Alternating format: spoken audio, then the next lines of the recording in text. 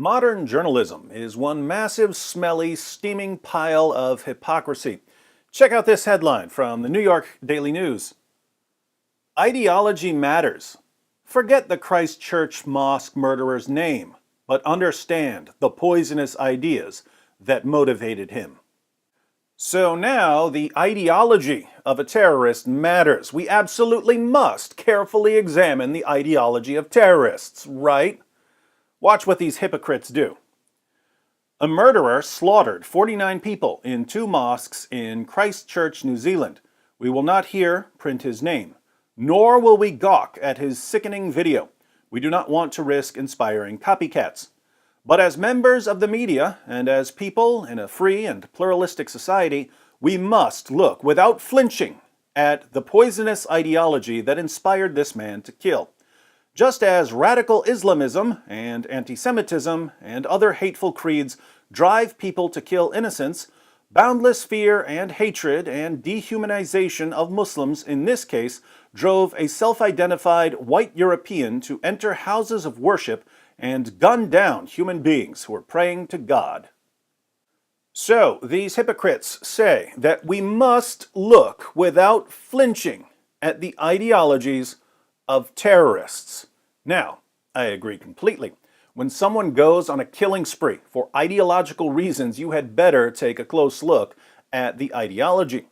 Because if other people share the same ideology, you'll want to make sure that they don't also become violent. But the media never does this with Islam.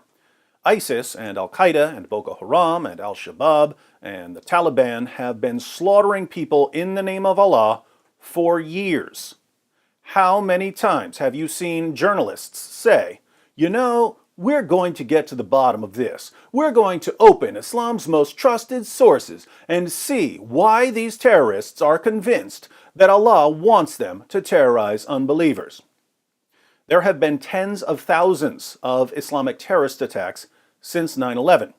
How many times have you seen journalists take a serious look at what Islam says about terrorism? 0. But suddenly, when the ideology is white nationalism, we must look without flinching at the ideology. So courageous of professional flinchers to look without flinching. Now, the New York Daily News does refer to radical Islamism. But if you think that this means examining Islamic texts, you haven't been paying attention. We'll see what journalists mean by the ideology of radical Islamists in a few moments. Let's continue.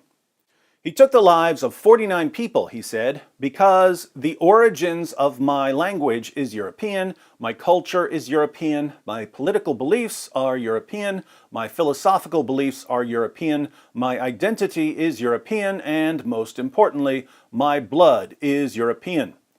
He boasted of deciding to take a stand to ensure a future for my people. Like the far-right terrorist who murdered 77 people in Norway in 2001, he believed he was defending the West from an invasion by heathens seeking to infiltrate and pollute his precious culture. Notice that even in the passage they quote, the Christchurch terrorist was most concerned with his European blood. He said in his manifesto that he doesn't really care about Islam.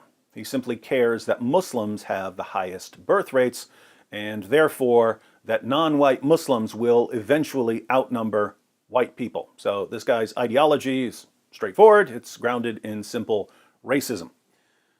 This cannot be conveniently filed away as deranged. Simply calling it evil does little good either. This is ironic that this comes from the editorial board.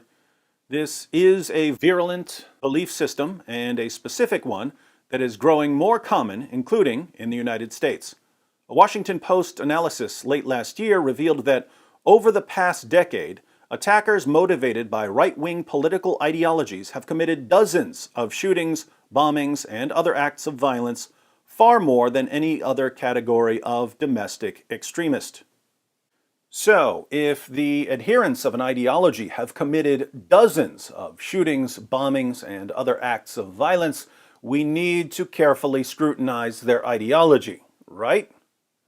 Well, what if the adherents of an ideology have committed tens of thousands of shootings, bombings, and other acts of violence? We know what the answer is. You ignore it. When a man killed 49 people at Pulse nightclub in Florida in 2016, it mattered that he was spurred to act by U.S. attacks on ISIS targets in the Middle East. It mattered that he had pledged allegiance to the terrorist group's leader. It mattered that he had posted to Facebook, "You kill innocent women and children by doing us airstrikes. Now taste the Islamic State vengeance." We need to similarly understand anti-Muslim killers' reasons for action today. Forget his name. Dare not gloss over exactly what drove him to kill. Did you catch that? When the Daily News says that we need to examine the ideology of radical Islamists, what do they mean? They mean that we need to see what the U.S. has done to upset them so much that they decide to kill. In this case, the Pulse nightclub shooter was spurred to act by U.S. attacks on ISIS targets. So even here, there's no serious examination of the terrorists' ideology. A serious examination would go something like this. The Pulse nightclub jihadi was upset about U.S. attacks against ISIS. But why would he be upset about attacks against ISIS? Aren't Muslims against ISIS? I guess we'll need to go through Islam's most trusted sources to see why this man agreed with ISIS.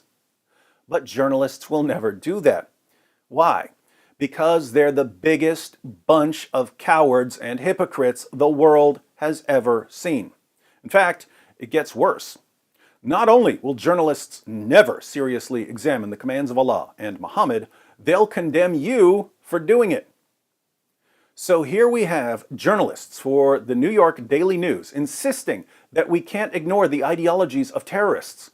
But if you draw any attention whatsoever to the ideology of jihadis, these same journalists will condemn you as a racist and a bigot and an Islamophobe. And they'll view themselves as heroes for doing it. How can we change the sad state of journalism? A good start would be constantly throwing their hypocrisy right in their faces.